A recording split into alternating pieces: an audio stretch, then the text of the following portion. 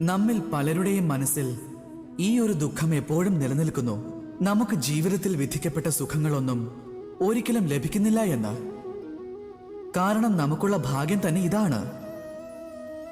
നാം പലരും ആ പരിതസ്ഥിതിയിലാണ് ജനിച്ചതെന്നുള്ളത്.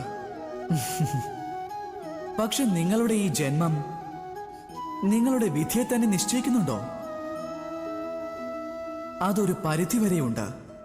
അതായത് മഴത്തുള്ളികൾ മേഘങ്ങളിൽ ജന്മമെടുക്കുമ്പോൾ അതിന്റെ വിധി തീർച്ചയായും ഭൂമിയിൽ പതിക്കണമെന്നുള്ളതാണ്. പക്ഷെ അത് ഭൂമിയിൽ എവിടെയാണ് പതിക്കുന്നത്? ആ ഒരു കാര്യത്തിലാണ് അതിന്റെ ഭാവി എപ്പോഴും തീരുമാനിക്കപ്പെടുന്നത്.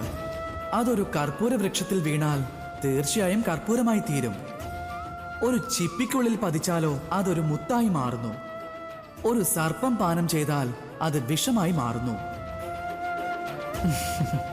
ഒരേ ഒരു മഴത്തുള്ളി, പക്ഷെ വിധി മൂന്നും.